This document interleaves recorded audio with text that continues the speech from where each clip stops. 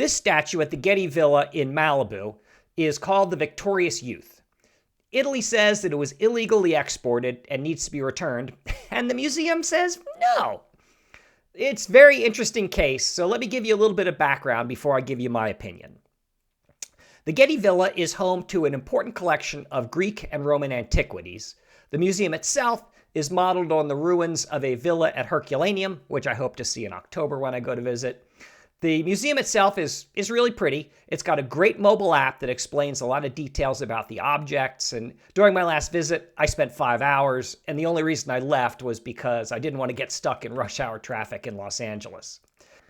Unfortunately, the museum's had more than its fair share of items with controversial provenance, that is, unclear origins. With the most recent controversy here around the Victorious Youth, which was a bronze statue made in Greece between about 400 and 200 BC. It's controversial, not because its modern origins are not known. It was clearly smuggled out of Italy, probably in the 1970s, but controversial because it was looted from Greece about 2,000 years before that. It's important to note that the museums returned dozens of artifacts with questionable provenance. For example, in 2005, they began the repatriation of 3 objects, including this red-figured crater with the story of Europa. If you're interested in what red figure pottery is, I'll put a card in the upper right to a video that I put together on the different types of Greek pottery. The Europa crater was found by a laborer in Italy working on a canal in the 1970s. The worker traded it for a pig before it was smuggled out of the country.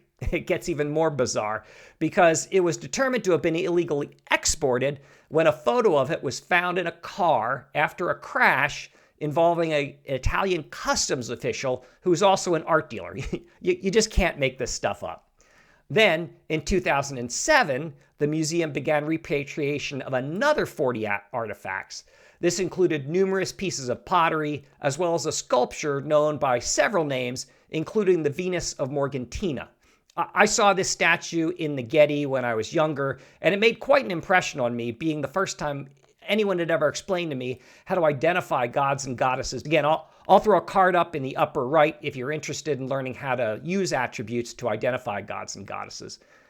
Ironically, the Venus is now thought to be more likely Demeter or Persephone. Oops. But anyway, 2 Los Angeles Times reporters investigated the history of the statue and its illegal excavation from Sicily in the 1970s.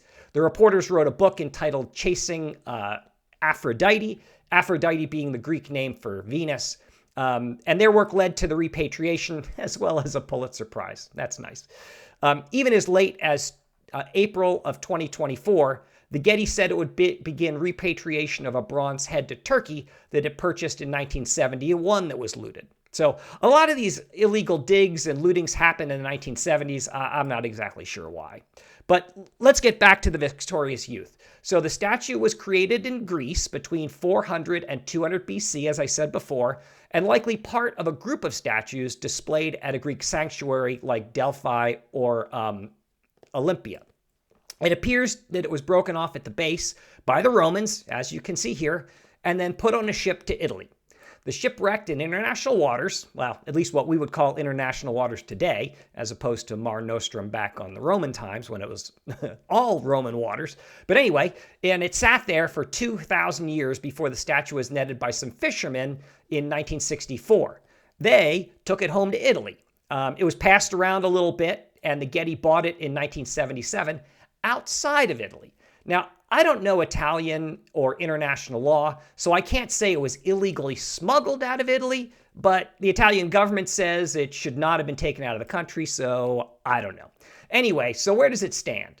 Well, right now, the Getty Museum says that it's a Greek work found in international waters, so Italian and international cultural laws don't apply. And that's their story, and they're sticking with it.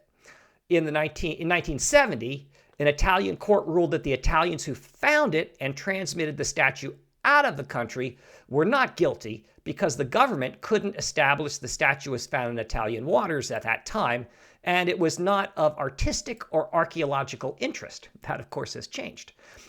This was at least the court finding at the time.